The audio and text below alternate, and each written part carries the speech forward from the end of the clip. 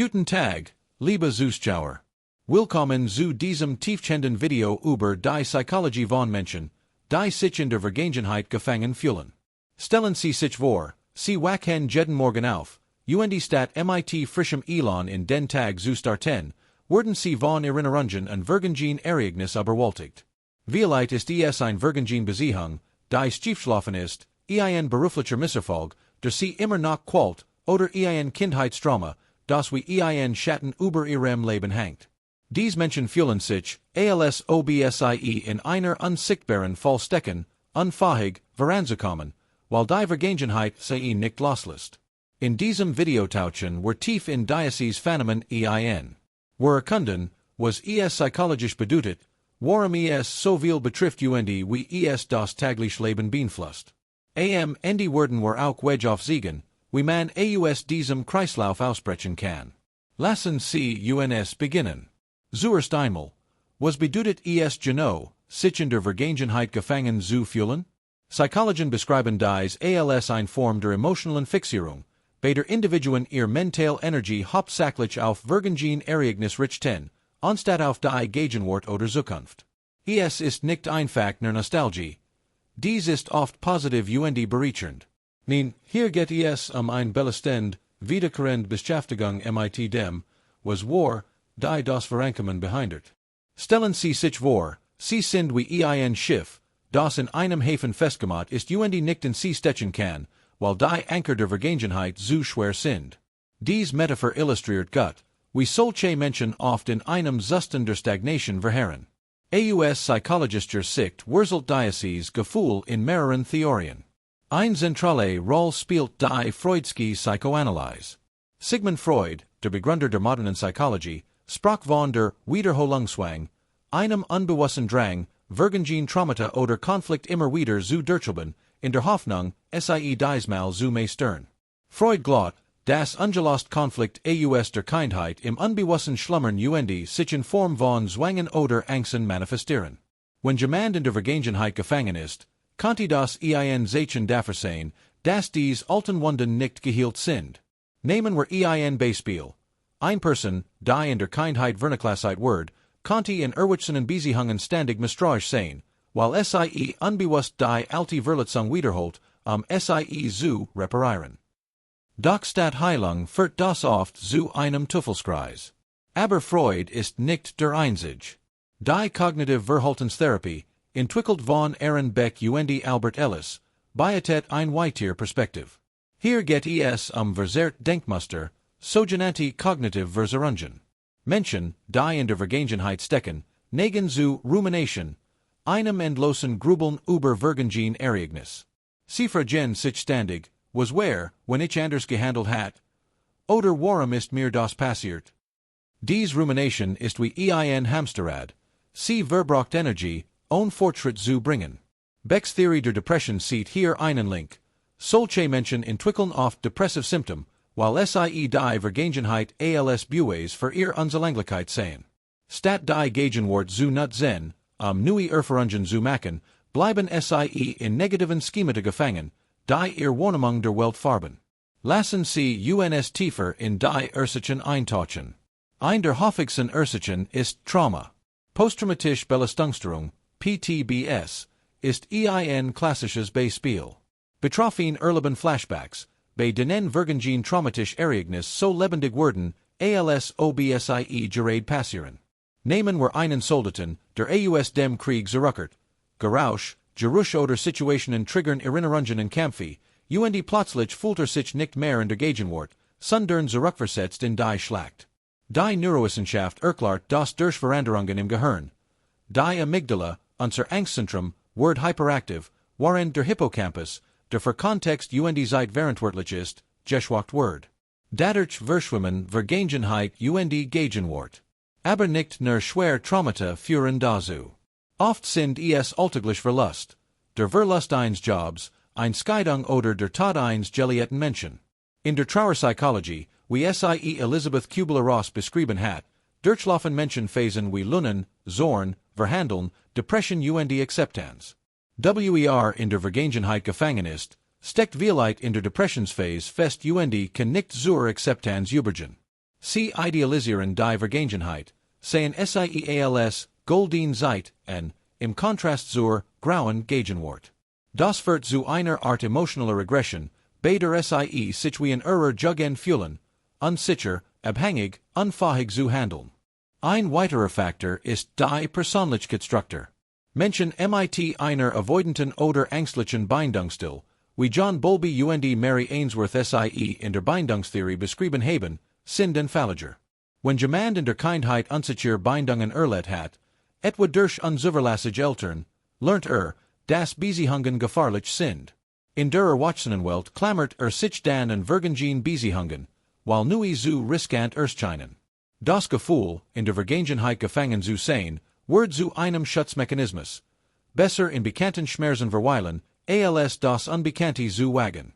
Nun schauen wir uns die Auswirkungen auf das Leben an. Psychisch gesehen führt das zu einer Vielzahl von Problemen. Angststörungen sind häufig. Die ständige Sorge Vergangen Fehler kann generalisiert Angst auslösen, bei der man alles als Bedrohung wahrnimmt. Depressionen, wie schon erwähnt, sind ein weiterer Begleiter. Studien zeigen, dass chronische Rumination das Risiko für Major Depression erhöht, weil den Serotoninhaushalt im Gehirn stört. Körperlich manifestiert sich das in Schlafstörungen, nachts grübelt, schlaft schlecht, in Appetitveränderungen oder sogar in chronischen Schmerzen, das Stresshormon wie Cortisol dauerhaft erhöht sind. Sozial gesehen isolieren sich solche Menschen oft. Sie vermeiden neue Beziehungen, weil sie fürchten, alte Wunden wieder aufzureißen. In Partnerschaften wirkt sich das destruktiv aus. Ein Partner, der ständig über Beziehungen spricht, schafft Distanz. Beruflich stagniert man. Statt Risiken einzugehen, bleibt man in unbefriedigenden Jobs, weil Veränderung an Vergangen Misserfolg erinnert. Langfristig führt das zu einem Gefühl der Sinnlosigkeit, einer existentiellen Leere, die Viktor Frankl in seiner Logotherapie als Neugen Neuros beschreibt. Ein Kreis des Sinns, die aus der Unfähigkeit entsteht, über die Vergangenheit hinauszublicken.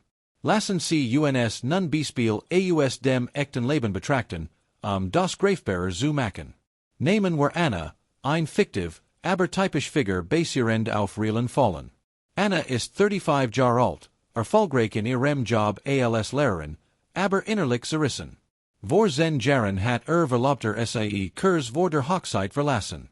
Seitdem vergleicht jeden potenziellen Partner mit ihm, idealisiert die Vergangen Beziehung und sabotiert neue Chancen. Sie verbringt Bend damit, alte Fotos anzuschauen und sich zu vergehen, was schiefgelaufen ist. Psychologisch gesehen ist Anna in einer Rumination gefangen. Ihr kognitiven Versuchungen lassen sie glauben, dass sie nicht gutgenig war und wieder glücklich werden kann. Das beeinflusst Selbstwertgefühl, macht sie misstrauisch und führt zu sozialer Isolation. Ein anderes Beispiel ist Max, ein 50-jähriger Manager.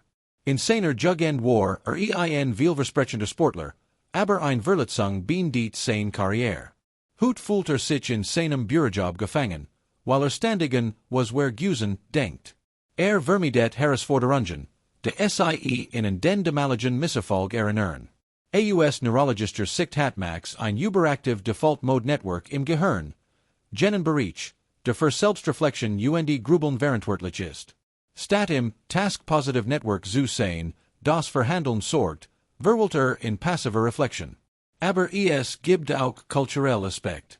In Gesellschaften, die Erfolg und Perfektion betonen, wie in vielen westlichen Kulturen, fühlen sich Menschen stärker in der Vergangenheit gefangen, wenn sie Misserfolg erleben. Im Kontrast dazu fordern östliche Philosophien wie der Buddhismus Achtsamkeit, die das Loslassen der Vergangenheit lehrt. Denken Sie an das Konzept de Loslassens in der Zen-Tradition. Es geht darum, die Vergangenheit als Illusion zu sehen und im Hier und Jetzt zu leben. Moderne Psychologie integriert das in Therapien wie Mindfulness-Based Cognitive Therapy, MBCT, die Rumination durch Achtsamkeitsübungen unterbricht. Nun zum mittleren Teil unseres Videos. Lassen Sie uns die Mechanismen genauer untersuchen. Warum ist es so schwer, aus der Vergangenheit auszubrechen? Ein Grund ist die emotionale Verankerung. Emotionen sind wie Kleber. Stark Gefühle aus der Vergangenheit haben in Erinnerungen und machen sie persistent. Die Theorie der emotionalen Schemata von Jeffrey Young Erklärt, das Fruckenlich Erfahrungen Schemata bilden, fest Überzeugung über sich selbst und die Welt. Wenn ein Schema wie Ich bin verlassen aktiviert ist, interpretiert man neue Ereignis durch dies Linz, was die Vergangenheit perpetuiert. Neurowissenschaftlich gesehen spielt das Belohnungssystem eine Rolle. Dopamin, unser Glückshormon, wird nicht nur bei positiven Ereignissen ausgeschüttet, sondern auch bei der Vorhersage von Mustern. Wenn jemand in der Vergangenheit grübelt, sucht das Gehirn nach Mustern. Ah, das ist wie damals. Und belohnt das mit einem kleinen Dopaminschub, was das Grübeln süchtig macht. Das ist ähnlich wie bei Suchtverhalten. Die Vergangenheit wird zur Droge, die kurzfristig Trost spendet, langfristig aber schade. Ein weiterer Aspekt ist die Rolle der Gesellschaft und die Medien. Social Medien verstärken das Gefühl, in der Vergangenheit gefangen zu sein. Plattformen wie Instagram zeigen idealisiert Versionen des Lebens, was zu vergleichsvollen führt. Man scrollt durch alte Posts und denkt, früher war alles besser. Studien zur Social Media Nutzung zeigen, das Übermassager Konsum Rumination fordert und das Wohlbefinden senkt. In einer Welt, die ständig Rückblick ermöglicht, durch Fotos, Videos und Erinnerungsfunktionen, wird es schwerer, voranzukommen. Lassen Sie uns auch die positiven Seiten betrachten, denn nicht alles in der Vergangenheit ist negativ.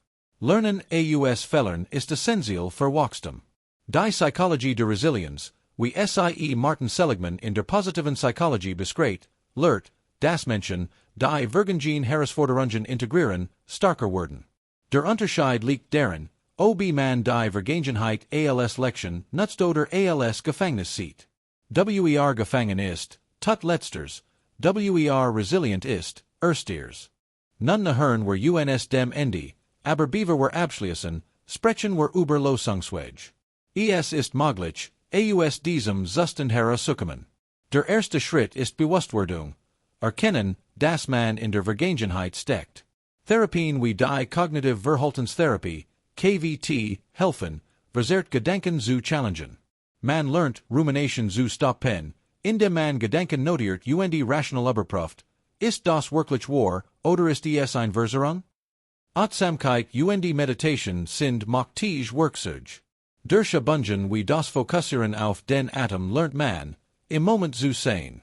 John Kabat-Zinn's Mindfulness-Based Stress Reduction, MBSR, hat bewiesen, dass regelmäßige Praxis das Default-Mode-Network beruhigt und Grübeln reduziert.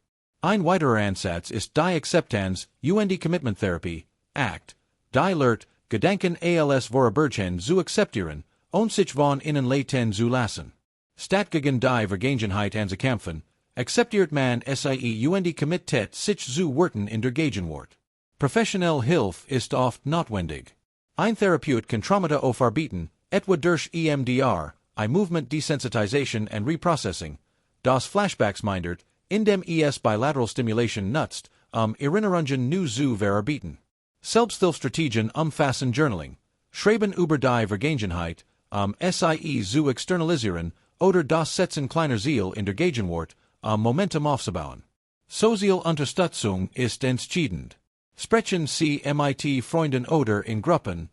Das reduziert Isolation. Körperliche Aktivität hilft ebenfalls. Sport boostet Endorphin und lenkt vom Grübeln ab. Ernährung und Schlafhygiene stärken die Resilienz. Zum Abschluss, sich in der Vergangenheit gefangen zu fühlen, ist ein weit verbreitet menschliche Erfahrung, die aus tiefen psychologischen Wurzeln entsteht. Von Freuds Wiederholungszwang über kognitive Versorgung bis hin zu neurologischen Mechanismen, wir haben gesehen, wie komplex dieses Phänomen ist. Es beeinflusst Psyche, Körper und Sozial Beziehungen, kann aber überwunden werden durch Bewusstwerdung, Therapie und Achtsamkeit. Denken Sie daran, die Vergangenheit ist ein Lehrer, nicht ein Wörter. Indem Sie loslassen, öffnen Sie Türen zur Zukunft. Vielen Dank fürs Zuschauen. Wenn Ihnen dieses Video geholfen hat, liken Sie es und abonnieren Sie für mehr psychologische Einblick. Bis zum nächsten Mal. Leben Sie im Hier und Jetzt.